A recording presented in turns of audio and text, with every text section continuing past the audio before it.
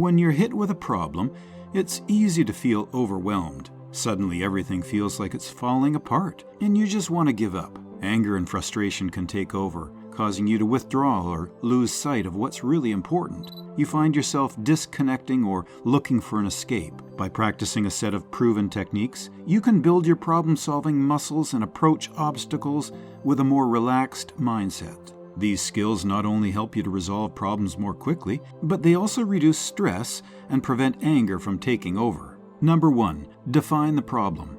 Defining a problem clearly is the first crucial step in solving it effectively. Start by describing the problem as straightforwardly as possible. Then, determine the scope of the problem. Does it affect only a specific area or department, or is it more widespread? Understanding the scope helps to narrow your focus and prevent unnecessary distractions. Ask questions that delve into the core of the problem. What is the exact issue? When did it start? Where is it happening? Who is affected? Why did it occur? How is it impacting other areas? By answering these questions, you can better identify the problem's root cause. One common mistake is to confuse symptoms with the actual cause. Sometimes what seems like the problem is just a sign of a deeper issue. For instance, if you have a leaky roof, the water dripping is the symptom, but the real problem is a hole in the roof. By doing all these things, you can get a clearer idea of what the problem really is. Once you understand it, you're in a better position to find a solution that actually works. Like what you see? Give us a like.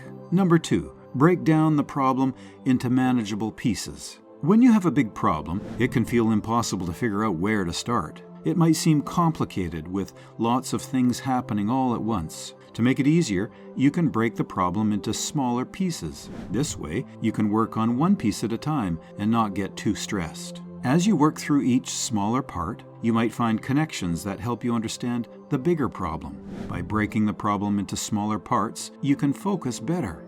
It gives you a clear plan to follow. You can check off each task as you go, which feels great and motivates you to keep going. Number 3, explore multiple solutions. When you're trying to solve a problem, it's important to explore multiple solutions. This means coming up with different ways to fix the issue. Sometimes there's more than one good way to solve a problem, so you want to find the best option by considering all possibilities. To do this, start by brainstorming. Think of as many ideas as you can, even if they seem a little strange or unconventional. The goal is to gather a lot of possibilities, so you have plenty of options to choose from. During brainstorming, let your ideas flow without judging them. Just write down everything that comes to mind. Sometimes the best solutions come from thinking outside the box. Don't be afraid to ask, what if we did this differently? Encouraging creativity is key. Once you have a list of ideas, you can start evaluating them to find the ones most likely to work. You might also think about how much risk each solution carries and whether it aligns with your overall goals. This evaluation process helps you narrow down your options to the best ones. Number 4, gathering information. Collect relevant details to help you understand the problem better and find potential solutions. The more information you have, the clearer the picture becomes, allowing you to make informed decisions. Start by looking at what you already know about the problem. What information do you have on hand? Once you've reviewed this, you can identify gaps in your knowledge, areas where you need more information.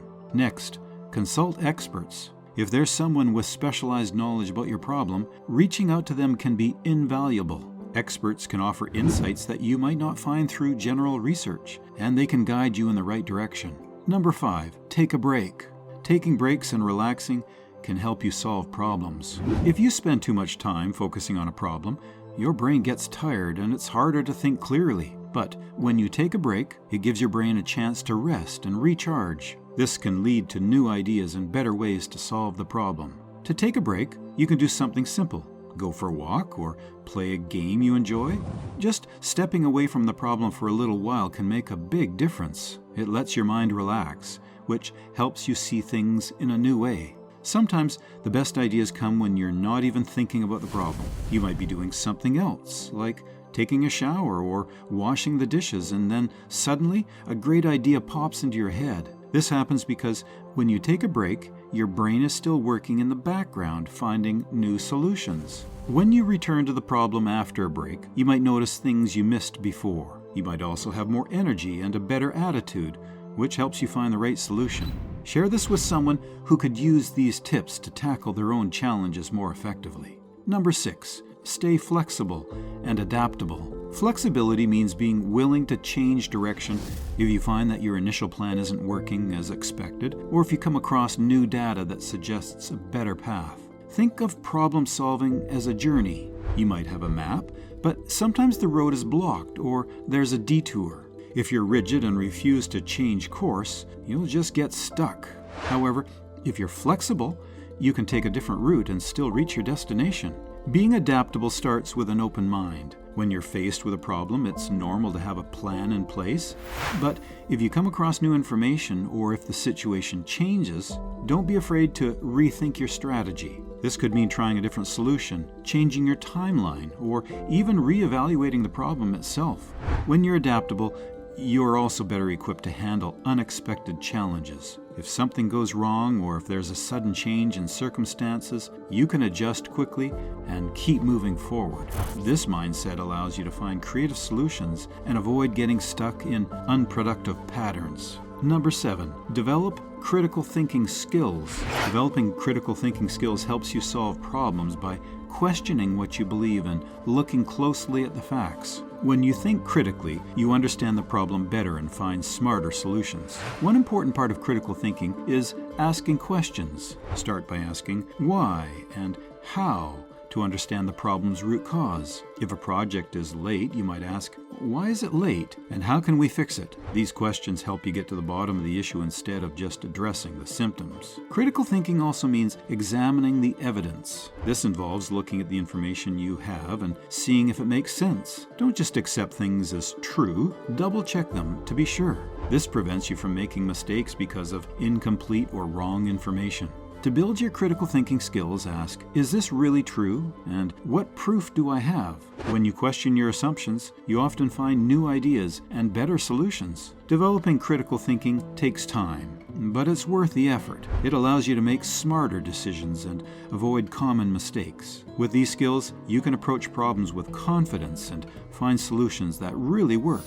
Comment below with your favorite problem-solving technique or any additional tips you'd like to share. Number 8, learn from mistakes. Learning from mistakes is a valuable part of problem solving. When a solution doesn't work, it's easy to feel frustrated or discouraged. But instead of seeing it as a failure, try to view it as a chance to learn and improve. This mindset shift can lead to personal growth and better problem solving skills. When a solution doesn't work as planned, start by asking yourself, what went wrong? Look back at your process to identify where things didn't go as expected. Was there an error in your plan? Did you miss an important detail? By pinpointing the cause, you can avoid repeating the same mistake in the future. Next, think about how you can do things differently. This might mean changing your approach, trying a new method, or adjusting your expectations. Ask yourself, what can I learn from this? And how can I use this experience to make better choices next time? These questions help you turn a setback into an opportunity for growth. By learning from mistakes,